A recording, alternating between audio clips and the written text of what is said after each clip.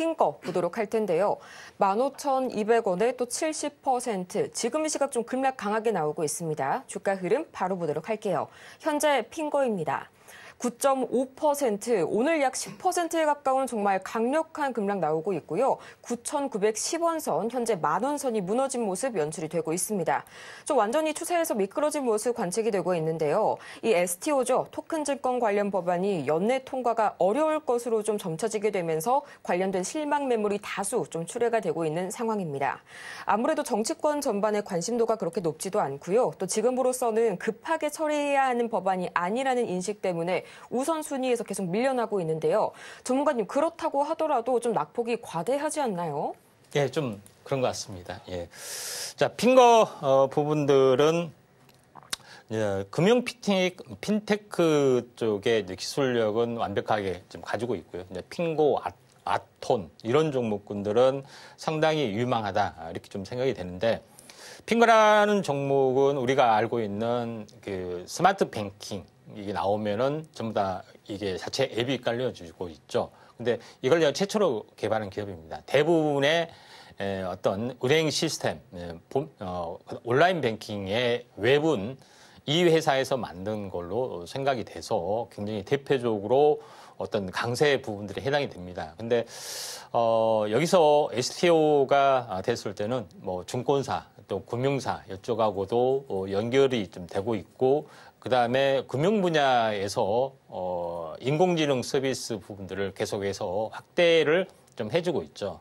그런 부분이 있기 때문에 중장기적인 성장성은 높다 이렇게 좀 생각됩니다. 그래서 지금의 은행권이 폐쇄성에서 온라인으로 확대되면서 이제 오픈 뱅킹이 나와주고 있죠. 그러니까 한 은행에서 다른 은행의 모든 것들을 조작할 수 있는 그런 부분들이죠. 그래서 예를 들어서 신한은행을 사용한다, 웹을 사용한다 했을 때 타 은행의 통장에서 어떤 입출금, 송금, 내역까지도 다 확인할 수가 있는 거죠. 그래서 데이터 개방 때문에 가능한 실정이다 좀 생각이 되는데, STO가 됐을 때는 더 경쟁이 확대될 수 있다.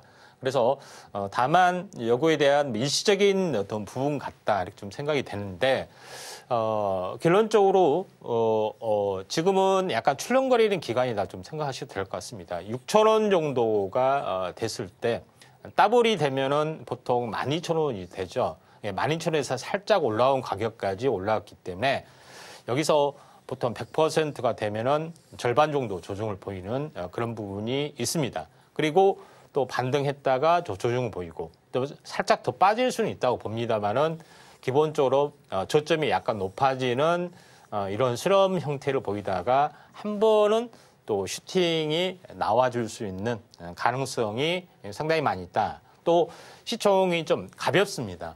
탄력성이 있는 그런 부분에 해당이 되기 때문에 오늘 좀 빠진 거에 대해서는 크게 의미를 둘 필요는 없다. 다만 지금 15,200원, 70%인가요? 비중이 상당히 높은 부분에 해당이 되는데 6을 넘어서야지 이제 팔 수가 좀 있겠죠. 그런 부분이기 때문에 물타기도 좀 애매하고 힘든 그런 부분에 좀 해당이 되는데, 만약에 여기서 이제 만약에 슈팅이 좀 일어나면은 거의 한 9,000원 정도에서 일어날 수 있기 때문에 다음 목표치는 거의 한 18,000원 정도가 나와줄 수 있습니다. 그래서 뭐 18,000원에 거의 근접하는 뭐 17,500원 뭐 이 사이 이 정도가 되면은 한번 그 매도 시점을 가질 필요가 있다 좀 생각이 되기 때문에 이 핀테크 관련된 부분들은 STO하고도 굉장히 연결이 되고 있고, 그다음에 CBDC 다시 말해서 우리나라는 비트코인을 기반을 인정을 안 합니다. CBDC 자체적으로 만든다. 미국의 입장에서는 중앙화폐를 인정을 안 하죠. 비트코인 기반으로 해서 달러 기축통화하고 연동이 되는 그런 부분에 창반된 정책을 펼쳐주고 있기 때문에 성장성은 좀 높아질 수 있는 가능성이 있기 때문에 조금 더 들고 가시는 전략들 필요해 보이지 않느냐 이렇게 좀 생각이 되기 때문에 요거는 당장 어떻게 진행이 된다는 건 아니라 한번 장이 좋아졌을 때 한번 슈팅이 좀 일어날 수 있기 때문에 그 시점을 좀 바라보고 좀 2, 3개월 정도 여유 있게 한번 지켜보실 필요가 있다 이렇게 좀 판단이 되네요. 지금 이 시각 샵 0082번을 통해서 이 문자로 종목명과 매수 단가, 보유 비중까지 3가지 보내주시면 여러분의 고민 상담 저희가 바로 들어드릴 테니까요. 여러분의 많은 상담 신청 바라겠고요. 다음으로 볼 종목은 금호석유 들어와 있습니다. 12만 원에 20%. 참 이 중국발 공급 과잉에서 시작된 석유화학주의 부진이 올해를 넘길 것 같네요. 지금 이 시각 주가 흐름 바로 보도록 하겠습니다. 현재 금호석유입니다. 2.39% 내려가게 되면서 벌써 9만 5천 선이 무너진 모습 나와주고 있는데요. 이 산업부가 이미 좀 나프타 할당 관세를 내년에도 연장키로 하는 등 정책적인 지원을 하고 있는 상황인데 효과는 미미한 것 같습니다. 전문가님, 근본적인 체질 개선이 필요한 상황인 것 같죠?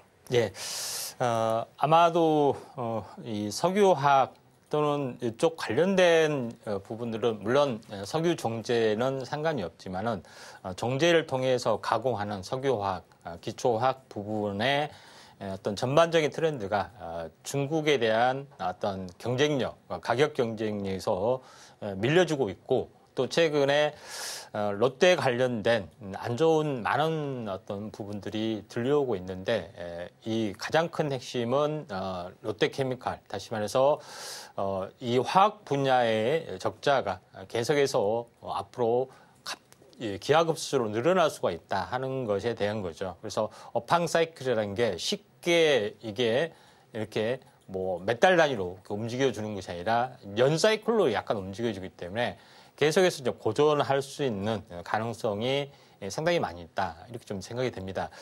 첨단 기술 분야에서는 기술 격차를 유지를 하겠지만은 그러지 않는 이 부분에서는 조금 힘이 드는 부분들이 있기 때문에 지금 어떻게 보면은 손절을 하시는 게 더 정상일 것 같다. 이렇게 좀 생각이 됩니다.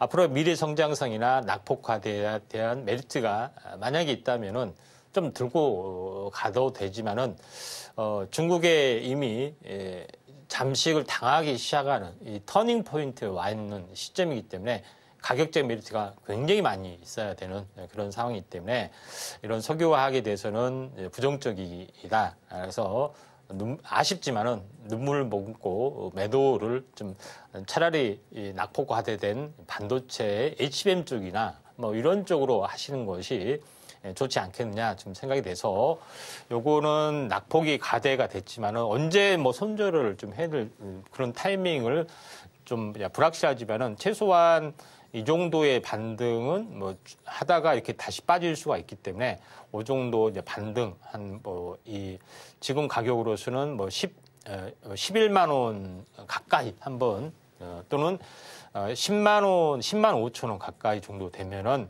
차라리 이제 손절하시고 다른 종목으로도 도전하시는 게 좋지 않겠느냐 이렇게 좀 생각이 되네요. 지금 바로 구독을 눌러보세요.